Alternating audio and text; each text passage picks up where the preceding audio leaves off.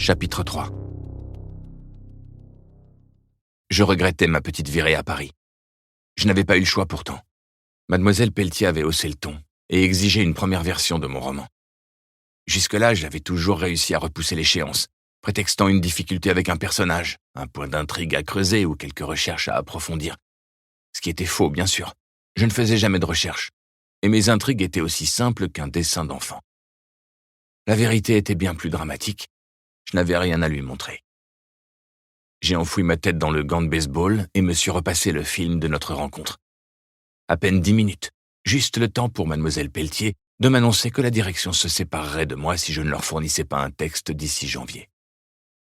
Je la voyais encore s'appuyer sur le bord du bureau pour mieux croiser ses jambes osseuses et retirer ses lunettes qui balançaient au bout de ses doigts. Sûrement une technique de leadership apprise sur Internet et qu'elle appliquait à la lettre. Le problème, c'est qu'elle était myope. Très myope. Me distinguant avec peine, elle plissait les yeux et bougeait la tête comme une poule qui cherche des vers. Elle avait fini par remettre les lunettes sur son nez en trompette avant de se rapprocher du bureau et de relever le menton pour les stockades. Il souhaite quelque chose de, et ne le prenez pas mal surtout, de plus fort, de plus commercial. Je ne l'avais pas mal pris, pas le moins du monde. Mais pour être franc, je ne savais pas faire du commercial. J'écrivais par nécessité, avec les tripes, incapable de produire un texte pour les besoins du marché. Rien que l'expression me donnait de l'urticaire. Sachant qu'elle ne pouvait entendre cela, je n'avais rien ajouté et étais sorti tête baissée, comme un taureau dans l'arène après les assauts des picadors. Je n'étais pas rentré à Genève tout de suite car j'avais prévu de passer la fin de semaine avec Valentin. Après 15 ans de théâtre expérimental, quelques rôles mineurs dans des séries pour ados attardés, ainsi qu'une poignée d'apparitions dans les publicités Happy pour chiens, il avait enfin décroché un rôle dans une grosse production américaine.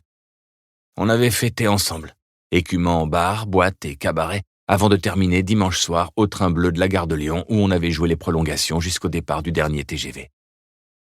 Submergé par la mélancolie, je souffrais de le voir partir et retardais le moment des adieux.